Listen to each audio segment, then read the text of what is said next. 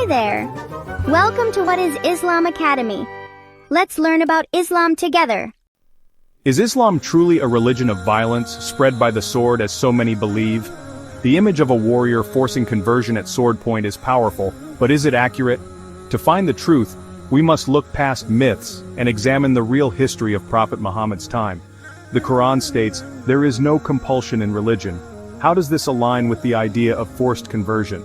By exploring the context, battles, and the Prophet's conduct, a different story emerges, one of a community fighting for survival, not conquest.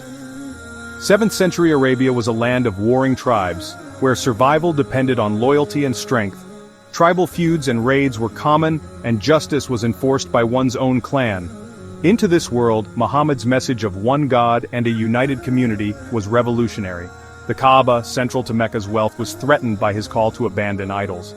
Islam's idea of a community based on faith, not blood, challenged the very foundation of Meccan society. For Mecca's leaders, this was an existential threat, and their response was fierce opposition.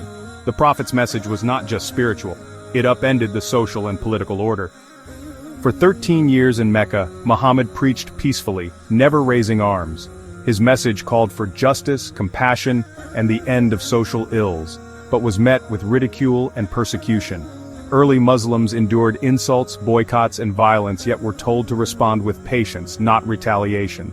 The Prophet and his followers suffered but never fought back. The migration to Medina was a desperate escape from persecution, not an act of aggression. Only after years of relentless oppression did the question of self-defense arise. The first choice was always peaceful persuasion, not violence. In Medina, the Muslims faced continued threats from Mecca, leading to battles like Badr, Uhud, and the Trench. These were defensive wars, fought to protect the community from annihilation, not to force conversions or expand territory. The Muslims were outnumbered and outgunned, fighting for survival. The Quraysh repeatedly attacked, refusing to tolerate an independent Muslim community. There's no evidence of forced conversions. Prisoners were often ransomed or released. These conflicts were about securing the right to exist, not spreading faith by force. Later conquests came after the Prophet's death. His battles were about defense, not empire. The focus was always on survival and freedom to believe. Not all conflicts were with Mecca. Some arose from broken treaties with other tribes. In 7th century Arabia, alliances were vital for survival, and breaking them meant war. The Constitution of Medina granted religious freedom to Jewish tribes, but some betrayed the pact during crises. The Prophet's response targeted only the betrayers, not entire communities or faiths. Actions taken were political and military, not religious persecution. Upholding treaties was essential for the community's security. These conflicts were about enforcing agreements and deterring treachery, not imposing religion. The myth of Islam by the sword collapses when we look at its global spread. Indonesia, the world's largest Muslim country, was never invaded by Arab armies. Islam arrived through merchants and scholars. In Southeast Asia and Africa, Islam spread peacefully via trade, Sufi mystics, and cultural exchange. Local populations adopted Islam gradually, drawn by the character and teachings of Muslims. There are no records of forced conversions in these regions, only stories of voluntary acceptance. The military campaigns in Arabia were responses to specific threats, not a blueprint for global expansion.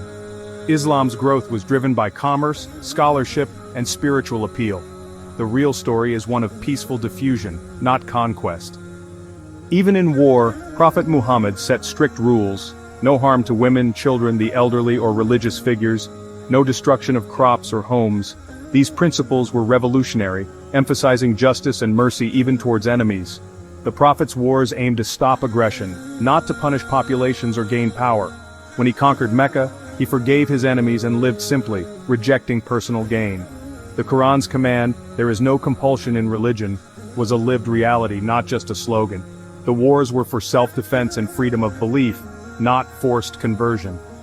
Understanding this history means seeing the difference between fighting for survival and fighting for conquest. Islam's true legacy is a faith that restrained the sword, not one spread by it.